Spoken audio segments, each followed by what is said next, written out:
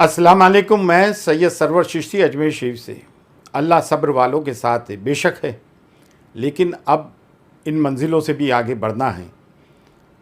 अब दिफाई सूरतें भी पैदा करना होंगी कि जब एक स्टेट का कलेक्टर ये कहे कि मैं कार्रवाई सिर्फ मुसलमानों पे करूँगा, तो फिर औकात में एक डिस्ट्रिक्ट कलेक्टर के होने पे हम कैसे यकीन कर सकते हैं और कैसे उस पर विश्वास कर सकते हैं।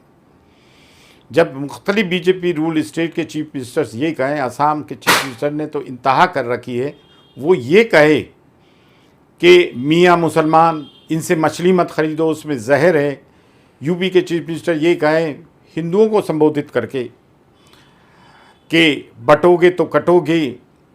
एमपी के चीफ मिनिस्टर जिस किस्म की हरकत करें, मुसलमानों के ही घर बुलडोज़ करें, जबकि दूसरे स्टेट में पुलिस वालों पे अगर बीजेपी वाले पत्थर मार रहे हैं, हिंदुवादी संगठनें मार रही हैं, तो उनके घर बुलडोज़ नहीं होते हैं। ये क्या न्याय संगत है घर बुलडोज़ करना? तो ऐसे में हम फिर कैसे इन पर यकीन करें? ये नारायण राणे के बेटे नीतीश राणे ये कहें कि हम मस्जिदों में घुस के मुसलमानों को मारेंगे अगर गिरिराज महाराज के ख़िलाफ़ कोई कार्रवाई हुई तो। कौन गिरिराज महाराज जो हुजूर नबी करीम सल्लल्लाहु अलैहि वसल्लम की शान में गुस्ताखी करे? नुपुर शर्मा ने गुस्ताखी की, FIR इतनी सारी कटवाने के बावजूद भी ये गिरफ़्तार नहीं होते हैं। हमारे बच्चे तो एक इतनी सी बात भी कर देते हैं जो कि डेमोक्रेटिक कंट्री का एक तरीका है, और संविधान के दायरे में रहते हुए तो उन पर UAPA लगा दिए जाते हैं, उनको बैन कर दिया जाता है, उनके घर बुलडोज़ कर दिए जाते हैं।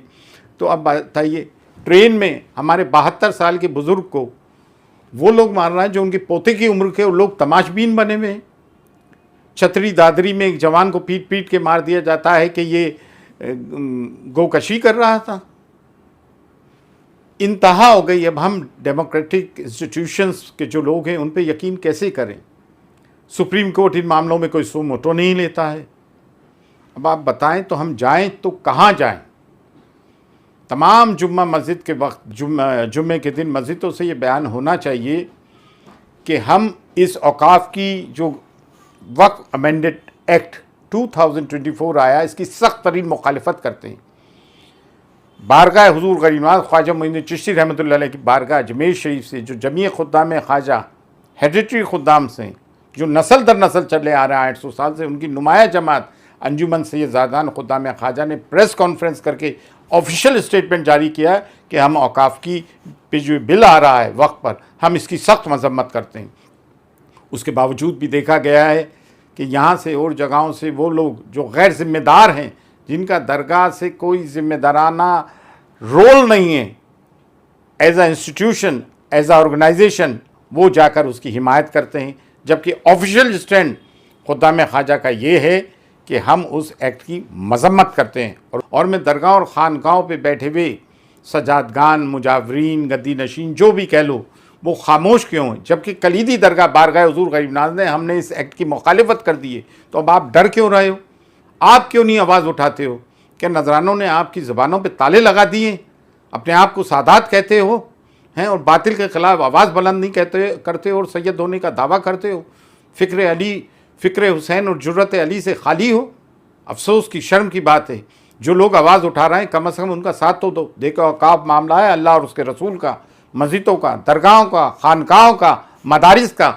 ये गवर्नमेंट हमारी खैर ख्वाह नहीं है। ये क्या बात करेंगी? ये हमारी ख़वातीन की बात करती हैं। बिल्किस बानो के मामले में उस बच्ची, उसका रेप हुआ, उनके घर वालों को मार दिया गया। जब वो लोग छूट के आए जो जालिम थे, जिन्होंने मजालिम ढाया, उनको ये संस्कारी कहते हैं?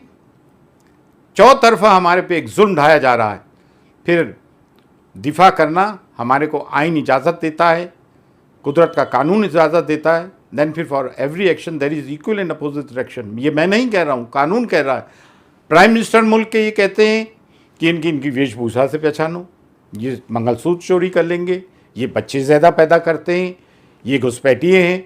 चीफ मिनिस्टर से बात करते हैं, और वो मुसलमान लानत के हकदार हैं कि जो ऐसे में भी इस एक्ट की हिमायत करते हैं जाके, और तरह तरह की क्लॉजेस बताते हैं, तरह तरह की शिक बताते हैं, तरह तरह की बातें करके गुमराह करते हैं। हम तो यूँ गए थे, हम तो यूँ गए थे, हमारा तो मतलब ये, हमारा मतलब वो, ये नहीं होना चाहिए। हम कड़े लफ्ज़ों में इस एक्ट की, जो वक्फ अमेंडेड एक्ट की, इसकी मुखालिफत करते हैं और मुसलमानों मसलकों में आज भी बटे हो। देखा ये गया है कि चंद मुस्टंडे उलमाए सू आज की तारीख में भी तफरीक की बात करते हैं। अफसोस की बात है, हमारे भी मसलक इख्तलाफात हैं, लेकिन आज इतिहाद की सख्त ज़रूरत है। उम्मत में इतिहाद का होना बहुत ज़रूरी और लाजमी है। फजूल की बातों में पड़े हुए हैं। बारगाह हुजूर, हमसे कुछ लोग कहते हैं कि आप ठेकेदार हो इस्लाम के। अल्हम्दुलिल्लाह, ख्वाजा मोइनुद्दीन चिश्ती रहमतुल्लाह अलैह ने दीन का कलमा पढ़ाया है, कलमा हक पढ़ाया है। तो रिस्पॉन्सिबिलिटी, प्राइम रिस्पॉन्सिबिलिटी हमारी है कि मुसलमानों के मॉरल बूस्ट करें और उनकी दिफा में आएँ। ये मेरा आइन भी इजाज़त देता है, जमहूरियत भी इजाज़त देती है। हर समाज को अपनी दिफा करने का पूरा हक है। और बीइंग द खादिम ऑफ हज़रत ख्वाजा मोइनुद्दीन चिश्ती श्राइन, ये हेरिडिटरी खादिम, ये हमारा हक है। हालांकि हम गद्दी नशीन हैं, लेकिन अपने आप को जारूकश, खाक नशीन और खुद्दाम ख्वाजा कहते हैं कि हम मुसलमानों की दिफा में, दीन और मिल्लत की दिफा में आवाज़ उठाएं। आज तक जो लोग हुजूर की शान में गुस्ताखियाँ कर रहे हैं, उन पर पाबंदियाँ नहीं लगती हैं। हरियाणा के चीफ मिनिस्टर कहते हैं कि उनकी संवेदनाएँ क्या हमारी, जिन्होंने उस बच्चे को मारा गौ मांस के चक्कर में, क्या हमारी संवेदनाएँ नहीं कि हमारे प्रॉफिट मोहम्मद सल्लल्लाहु अलैहि वसल्लम की शान में गुस्ताखी हो और हम प्रोटेस्ट करें तो हमारी लोगों पे केस हो जाए और उनकी हिमायत की जाए, उनकी हिमायत में लोग खड़े हो जाएं। हम भी 25-30 करोड़ हैं, लेकिन हम इस देश में सौहार्द चाहते हैं, कम्युनल हार्मनी चाहते हैं। लेकिन कहीं सीकर में मस्जिदों के सामने डीजे बजाए जा रहे हैं, कहीं कुछ हो रहा है, कहीं कुछ हो रहा है।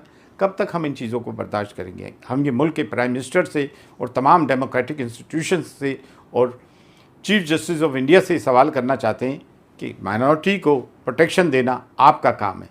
फ़ी अमानिल्लाह, अल्लाह हाफ़िज़।